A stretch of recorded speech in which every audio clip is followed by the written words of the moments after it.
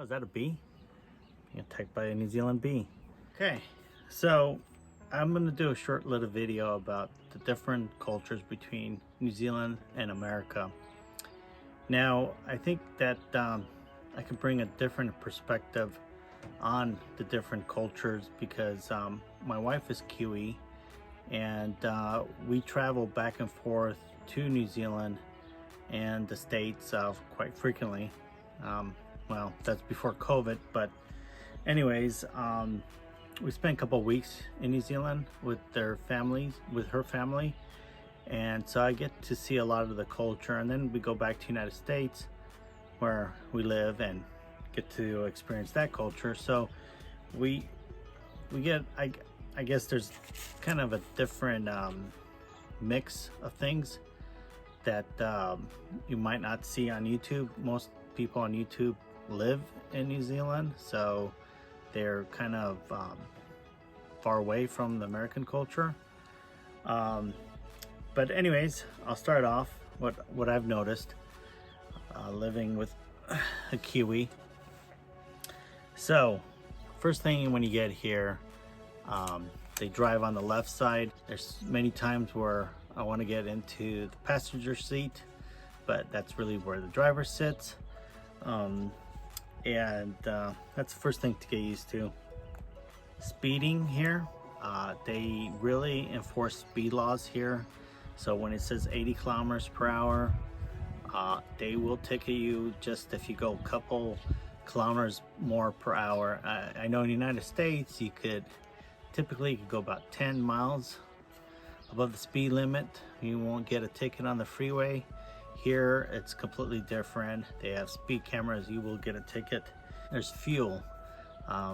Here gas is really expensive.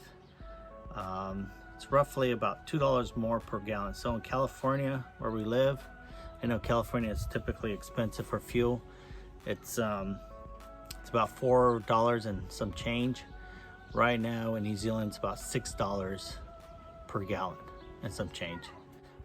Plan to spend about $2 more per gallon. But there's one thing, and got my daughter here making noise, and can you please? Shh, I'm back.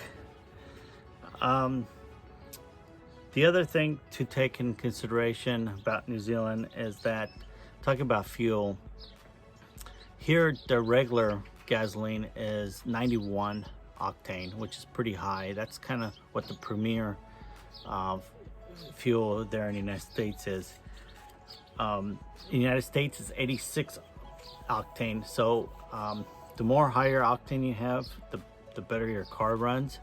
So even their cheapest gas here is 91% octane.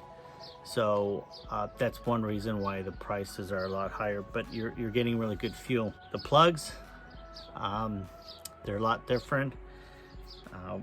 Here they have 240 amps, and in the United States I think it's 120. So you got to bring an adapter if you want to have your iPad or phone charged. This won't work, so buy a New Zealand adapter. The European ones don't work here, so just something to keep in mind. Now speaking, they have a lot of different terms here, and that's something to get used to. It's mostly from British, where they get a lot of their words. For example, heaps is a lot. Yeah, my wife might say, can you see if there's a torch in the boot? Like, what does that mean? Well, that means, can you see if there's a flashlight in the trunk of the car? So they say, yeah, nah, a lot.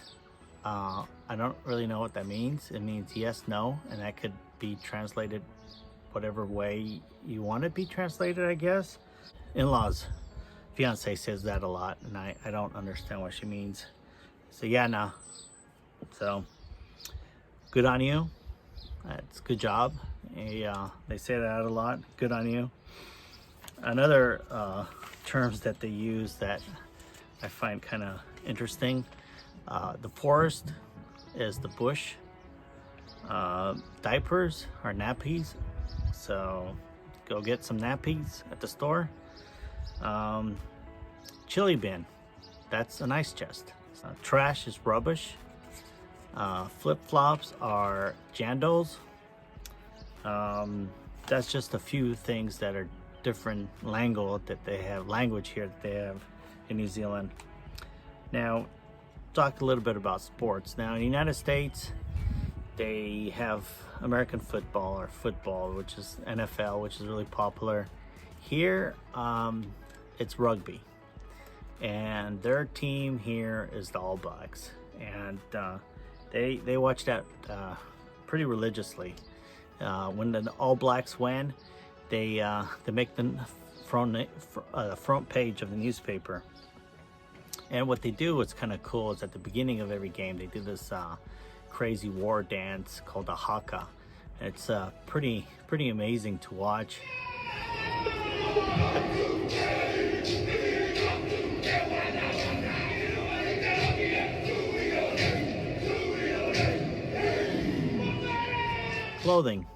Clothes are expensive here.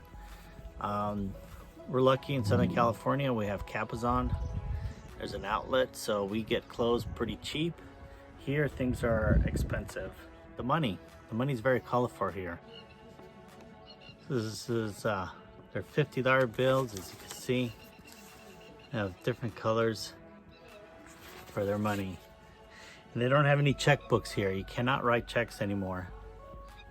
You gotta use your credit card, and even a lot of places now, because of COVID, they don't, it's all cardless or paperless. Oh, is that a bee?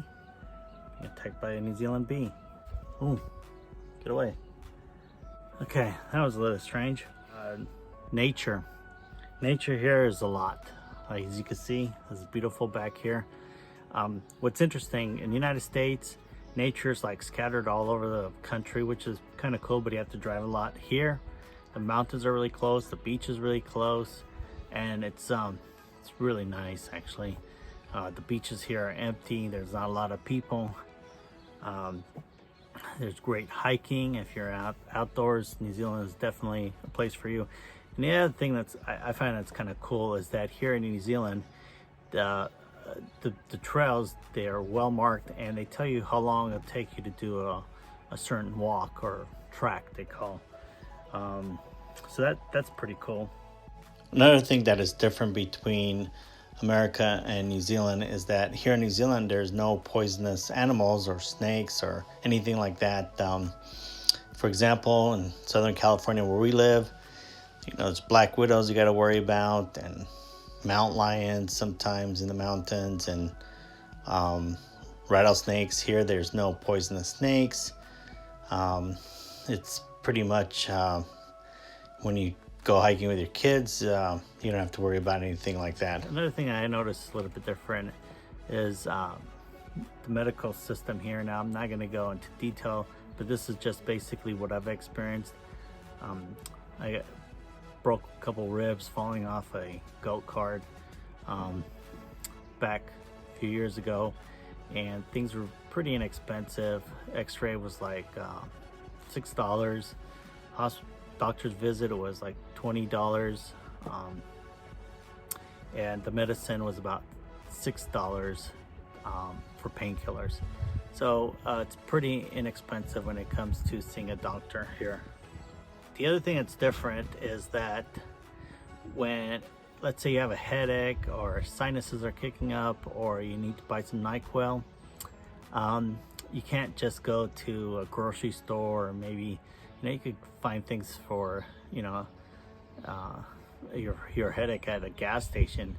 Here, which by the way, they don't call them gas stations, they call them petrol stations. The only place where you could get medicine, over-the-counter stuff, is at a pharmacy, or they call them here chemist. So that's the only place. So if you have a headache, you just can't go into the store and get something. You have to find a pharmacy. Here, things close early.